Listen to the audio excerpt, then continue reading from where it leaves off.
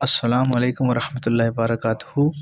حضور، میرا سوال یہ ہے کہ قرآن پاک کو پڑھنے کے لیے علم تجوید کا حاصل کرنا ضروری ہے؟ وعلیکم السلام ورحمۃ اللہ وبرکاتہ۔ ہاں بالکل ضروری ہے، بلکہ بہت ضروری ہے۔ وہ اس لیے کہ اگر آپ تجوید نہیں پڑھتے تو پھر تو آپ قرآن درست پڑھ ہی نہیں سکتے، کیونکہ قرآن درست پڑھنے کے لیے جو سب سے پہلے نمبر پر شرط ہے کہ آپ کو حروف کے مخارج آنا چاہیے۔ قرآن کے حروف ہیں نا، 29 حروف ہیں الف سے یا تک، ان تمام حروف کا پتہ ہونا چاہیے حروف نکلتے کہاں سے ہیں، ان کا مخرج کیا ہے۔ پھر آپ کو یہ بھی پتہ ہونا چاہیے کہ ہر حرف میں صفات کون کون سی ہیں، کوالٹیز کون کون سی ہیں۔ جس طرح انسانوں میں کوالٹیز ہیں، کوئی لمبا ہے اور کسی کا قد چھوٹا ہے، کوئی موٹا ہے، کوئی کمزور ہے، کوئی سخت ہے، کوئی نرم ہے، سیم اسی طرح حروف کی بھی کوالٹیز ہیں۔ کچھ حروف پر پڑھے جاتے ہیں اور کچھ حروف باریک پڑھے جاتے ہیں، کچھ حروف سخت پڑھے جاتے ہیں، کچھ نرم پڑھے جاتے ہیں، کچھ جہر کے ساتھ پڑھے جاتے ہیں اور کچھ ہمس کے ساتھ پڑھے جاتے ہیں۔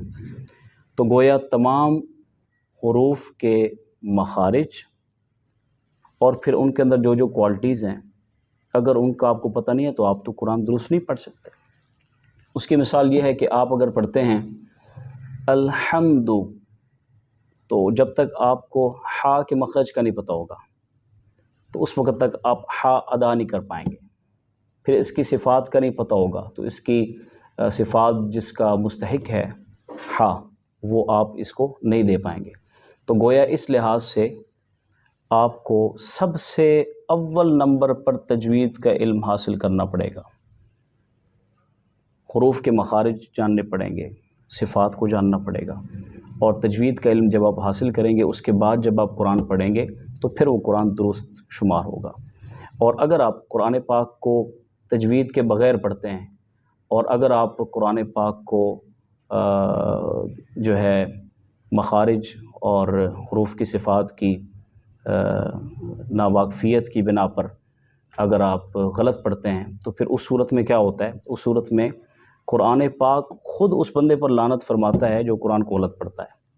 حضرت جناب انس رضی اللہ تعالیٰ عنہ آپ فرماتے ہیں کہ رب قارئ للقرآن والقرآن یلعن، فرمایا بہت سے قرآن پڑھنے والے ایسے ہیں کہ قرآن ان پر لعنت کرتا ہے۔ مراد کیا ہے؟ مراد یہ ہے کہ قرآن کو جو غلط پڑھتے ہیں اور قرآن کے ساتھ صحیح انصاف نہیں کرتے، تو فرمایا پھر پڑھ تو وہ قرآن رہے ہوتے ہیں اپنی طرف سے، وہ سمجھ رہے ہوتے ہیں کہ قرآن ہم پڑھ رہے ہیں، لیکن غلط ہونے کی بنا پر قرآن ان پر لعنت کرتا ہے۔ تو لہٰذا اس لیے بہت ضروری ہے کہ ہم قرآن پاک کو تجوید کے ساتھ ہی پڑھیں۔ ٹھیک ہو گیا؟